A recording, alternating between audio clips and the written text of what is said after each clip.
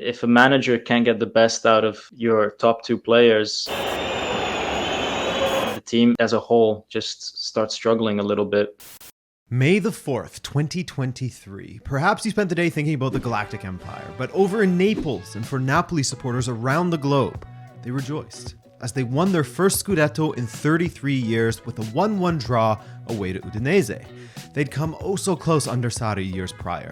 They had won the Coppa Italia under Gattuso shortly after that. Under Spalletti, in his first season, they again looked strong, but it took a second chance at this to cash in on all those years of being a beautiful side to be a league-winning beautiful side. However, shortly after the league triumph, it became known that Luciano Spalletti, the mastermind behind this triumph, who had Napoli playing beautiful football and winning rather than simply the former, would be departing in a somewhat confusing fashion, only to pop up as the national team coach for Italy.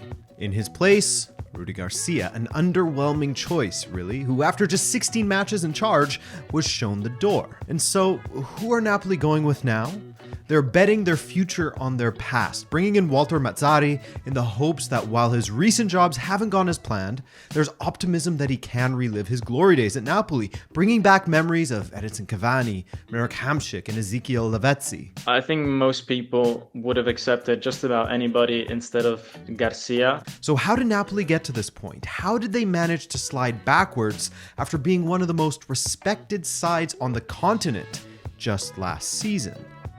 Hello and welcome to Rabona TV. I'm Adrian, the man behind the channel, and thanks for joining us today. I say us because I have a guest, none other than Dom from Napoli Talk, the top Napoli YouTube channel that does all of his coverage in English. So I've linked to him below. Be sure to subscribe if you are a Napoli supporter for some fantastic analysis, but beyond that, let's clear up why Spalletti left and then move on to the recent events. There are rumors, of course, in the media about wanting more money, etc., but only Spalletti and Aurelio De Laurentiis know the real truth of that. The most consistent thing, Spalletti wanted to take a sabbatical, as his contract was a 2+1 contract with Napoli, and De Laurentiis had unilaterally exercised that third year, despite Spalletti wanting a break, and had been thinking about that since... Around April, he already made up his mind that this was going to be the last season with Napoli. It was a season that Napoli dominated in the Serie A, and I think that level of dominance also contributed to him thinking that this is as far as I can take this team. We've seen sports people do this a number of times where they want to leave on a high, and I think Spalletti's case is no different. This team finished first by 16 points, 18 points above Inter, who were in the Champions League final.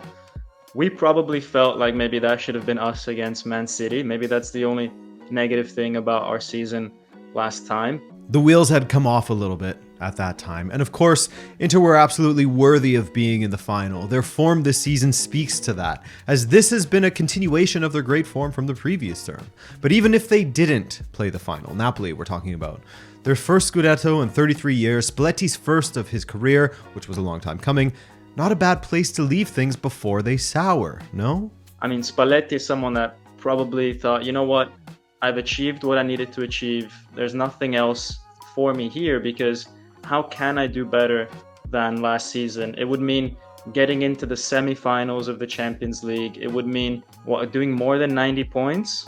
It would have just been an unsustainable thing, not just for Spalletti, but for any manager, which is also, I think, one of the reasons why Garcia found it difficult, but we'll get to that later. Sometimes life is as simple as that. There's just one cause we can look to in order to understand the effect, but that's rare. Oftentimes there are shades of gray, nuance, and two things can be right at the same time. With that in mind, there was a big job that was potentially becoming available. Also, I think in the air that Mancini's position in Italy was a bit at risk. He hadn't qualified for the World Cup. We were struggling in the Euro qualifiers to play good football. I think Spalletti understood that Italy position was going to come up for grabs. He did the choice that, in the end of the day, is the one that's best for his career. It's a shame for us Napoli fans. We would have loved to see Spalletti again this season, but it just wasn't to be. Dom went on to make mention of how there is a lot of room to grow with this Italian side, considering they have failed to qualify for 2 World Cups in a row. Lock in that 2026 World Cup qualification and you're already better off than the last guy. Well, the last guy did win the Euros, so... But then on top of that, it will have been a grueling run to the Scudetto for Spalletti, who put absolutely everything into Napoli's stunning season last term. I'm sure you've heard a few different quotes from the John Obi Mikel interview with Victor Osimhen lately, one of which speaking about the lengths that Spalletti went to for the club. I think he lived there in his office for close to like 7 months. What? The office is quite big, so he has the bed, the TV, he has everything in there. That's a difficult lifestyle to lead, especially when Spalletti can't help himself but to live his work.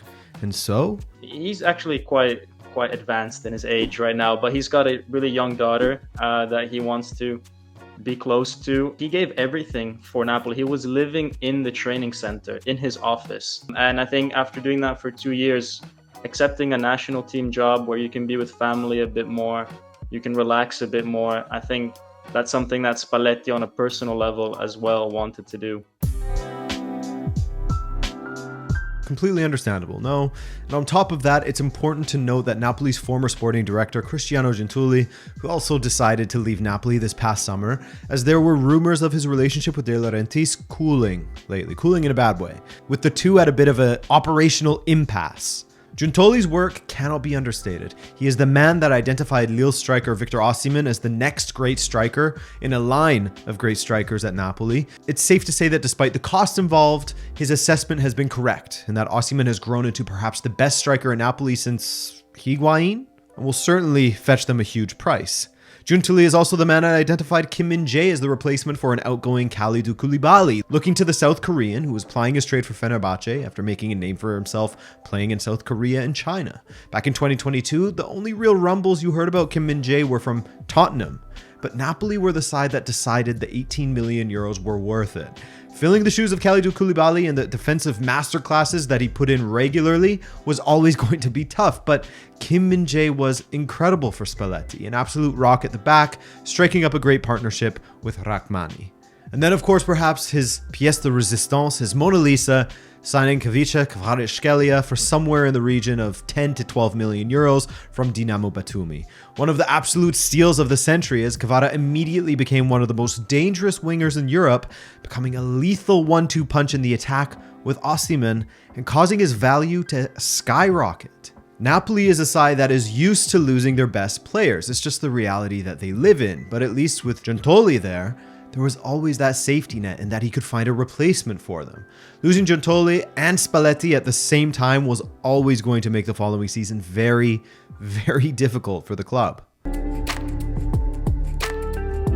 Now, I will be completely honest here, as someone who has no dog in this fight, but at least enjoyed watching Napoli play last season, hearing that they were signing Rudi Garcia as the man to follow up Spalletti, that didn't get me going. I wasn't excited by that. Simply based on the fact that he has been chased out of his last couple of jobs for varying reasons. Not chased out. But apparently Ronaldo and the squad didn't approve of him at Al Nassr, and he was underwhelming at Lyon prior to that. I think the one thing that made his CV stand out a little bit was that Champions League semi-final that he got with Lyon a few years back. Yeah, okay, fair enough. And he also had a nice run with Marseille that saw them make the Europa League final back in 2018. But to find his best, most recent work that yielded silverware, you'd have to go back a decade to his league triumph with Lille, prior to PSG really beginning to dominate in France. On top of that, his tactical approach is completely different to that of Spalletti. You could foresee from a mile away that the squad was either at best going to take a while to adapt to this new approach from Rudi Garcia, with the most likely outcome being that they simply weren't built for how Garcia would want them to play, and an overwhelming feeling of the soul being taken from this Napoli squad. One of the most entertaining and dominant teams on the continent will most likely lose their swagger. That was the genuine feeling. Unfortunately, that's exactly what happened. His record overall isn't the worst. If you wanted to just look at results, well, apart from the fact that they are 10 points off at the top in Serie A, which isn't a great way to defend your title. But other than that, they're still in 4th in Serie A, and prospects are looking decent to get out of their Champions League group behind Real Madrid. Gotta watch out for Braga, but it's looking good. But since we spoke of Giuntoli leaving, let's quickly touch upon the summer signings for Napoli and how Garcia has utilized them, or not. We brought in 3 players, so the list is not very long. This Brazilian kid, Nathan, he was a surprise because I talked about how he only costs 5 million and he was unknown, but he's been our best defender this season. That actually played against Garcia, because Garcia, for the longest time, didn't play him and only started playing him when Juan Jesus got injured. So, I mean, it tells you everything you need to know about this manager who preferred Juan Jesus to start. This kid, Nathan, started playing. We realized, hey, he's actually quality. He's got the minerals, you know? So that didn't actually help Garcia at all. The other 2 players, Cajuste and Lindstrom, have been mystery objects for us. I'll start with Lindstrom. 30 million from Frankfurt. It was a player that's established in Europe, won the Europa League, played the Champions League, did well in Germany, and then he seems to not be able to get any minutes under Garcia. He only maybe would play 5-10 minutes, come on in the 90th at times, and then you would hear Garcia in the press conference say, well, if he's not getting any goals and assists, how do you expect me to play him? Well, Mr. Garcia, I mean, if you only give someone 5 minutes, how do you expect them to score and get goals and assists and to integrate into this team? So he's been a bit of a mystery object. And then we have Cajuste, the midfielder, that was coming in to replace Ndombele. So he wasn't going to come in to be a starter, but this season we also do have the African Cup of Nations with Anguissa leaving for a month. So we had to go through a phase of trying to integrate him into this team, and Garcia just failed to do that as well. Played him the first match of the season, then took him off for a couple matches, then he had another good match, then he took him off for a few matches. There was no consistency there, so none of the signings really integrated apart from that first defender, but I mean, it took Garcia a long time. So on paper, Lindstrom was probably the player that you would get the most excited about. But Nathan, the cheapest signing of the 3, ends up being the one who has had the most impact, down to his performances, yes, but also down to getting the most chances to have an impact. But moving on from that, how did Garcia change Napoli as a whole? Were my fears unfounded that he would destroy a beautiful thing? It's radically different. One of the reasons why De Laurentiis picked Garcia was because he would apparently play a 4-3-3, which was the same as Spalletti. But as you well know, numbers are just numbers. You can play a 4-3-3 in a million different ways, and the 4-3-3 of Garcia and Spalletti couldn't have been more different. Spalletti operated a 4-3-3 that relied on intricate movements, moving the ball fast, finding spaces and exploiting those spaces regardless of which position you're in. If the center back found a space inside the box, he had the duty to go and attack that space. It was fluid football at its very best, where we gave opposition teams absolutely no references on who was going to make what runs. It was beautiful to watch, almost like Ajax in the 70s. And then we get to Garcia, where it was just elementary football. If you're a center back, you can only pass to the midfielder. If you are a midfielder, then you are a box-to-box midfielder. Very basic roles given to these players, very predictable roles, and he couldn't get the best out of Kvara, which is it's a bit of a shame, because he's, if not our best, our second best player. If a manager can't get the best out of your top 2 players, then the team as a whole just starts struggling a little bit. So it sounds like he took all the things that made Napoli cool last season and got rid of them. He took all the expression and character out of the side, essentially. I mean, I can understand it from Rudi's point of view. Nobody wants to come into a new job and just act as a proxy for the previous manager. And I'm sure that this wasn't how it was sold to him in the first place. But it's not just that he didn't copy Spalletti's homework word for word, so to speak, but that he moved away from attractive and entertaining football. Look, Napoli were booed off of the pitch against Empoli recently, where they lost 1-0 at home. Boos for the result, yes, but boos also for the fact that they kind of lost their identity this season.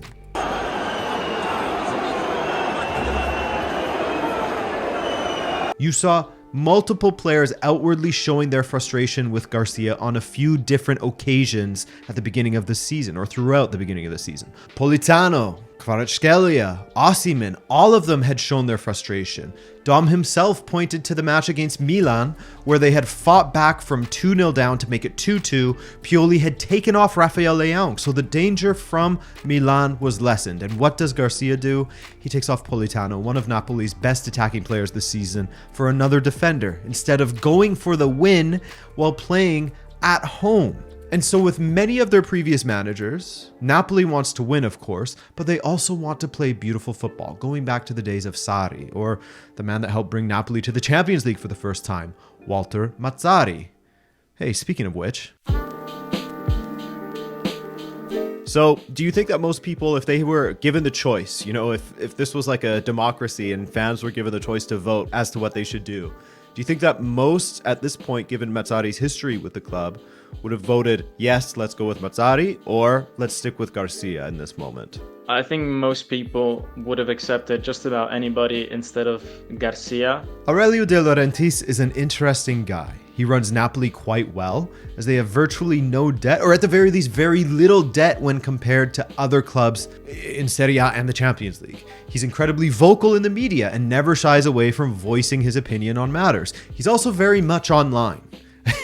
He welcomes and bids farewell to managers on Twitter, and in this case, he actually welcomed Mazzarri back to Napoli before it had even been officially announced that Rudi Garcia was going to be sacked. A little funny, a little cruel. But even prior to that, in the summer, De Laurentiis said that he had a list of 40 managers to replace Spalletti, and then he eventually landed on Garcia. That just goes to show the thin ice that the French manager was on from the get-go. During the October international break, Conte mentioned how he is in regular contact with De Laurentiis, but that he wouldn't be interested in taking over mid-season. So, yeah. De Laurentiis turned back the clock and brought in a familiar face in Walter Mazzarri, the man who oversaw the fantastic Napoli side with Hamsik, Cavani, and Lavezzi. And according to both De Laurentiis and Mazzarri, they still have a fantastic relationship. Mazzarri's conquests have admittedly not been great since he left Napoli. Watford is a bit of a poison chalice, so perhaps we shouldn't be too hard on him for failing there. Cagliari was always going to be a difficult job, and Torino isn't a layup either. Now, the thing is, Mazzarri is a manager that likes to play with three at the back, while De Laurentiis has spoken of how he wants Napoli to play a 4-3-3. He ties their identity to this formation, kind of like Ajax, I guess. And no, I'm not saying they play the same way, just drawing a parallel to wanting the club to be tied to a formation as Ajax are. Anyway, this past summer, Mazzarri actually spoke to the Italian media saying that he watched every single match of Spalletti's reign at Napoli, that he was intimately familiar with their tactics and their system, and how he could essentially be a continuation of Spalletti ball at Napoli. Well, now's your chance to do so. Is someone that really understood what it means to be at Napoli, what it means to play here, because this is another aspect that Garcia failed at that we didn't touch upon, is the fact that he didn't seem to understand Naples and Napoli. You could tell from his press conferences, you could tell from the way that he didn't even know which teams were our rivals or not. There was a sense of Garcia being this external body in this ecosystem that was, we don't know why he lasted that long, really. Whereas Mazzarri comes in, knows exactly what Napoli is about. He's someone that, whilst his experiences has not been amazing since Napoli, he's someone that I think can really try to motivate these players into playing to their full potential. Mazzarri knows Napoli. He says his relationship with De Laurentiis is great. And if you were to look back on the managers who have done the best with Napoli in the last decade and a half or so and rank them, many would put Spalletti at the top because, silverware, Scudetto, Mazzarri. There are fond memories of him and the squad that he commanded, and despite most instances where a return to a former club pales in comparison to your previous stint, there's some optimism in Napoli now. Garcia, he wasn't able to extract anything out of this Napoli team, really. 8 games at home, we only won 2 of them. I think with Mazzarri, things are not going to be like that. He's going to make sure that teams are coming to the Maradona and they're going to have a real fight. Definitely question marks about what tactical approach he might have. But if anything, I know it will be a very hard team to beat, a team that will fight until the 90th minute. If the scoreline is 2-2, we're not going to make defensive substitutions. We're going to go and try to attack. So that gives me a bit of confidence that we'll get a bit more points than we did under Garcia.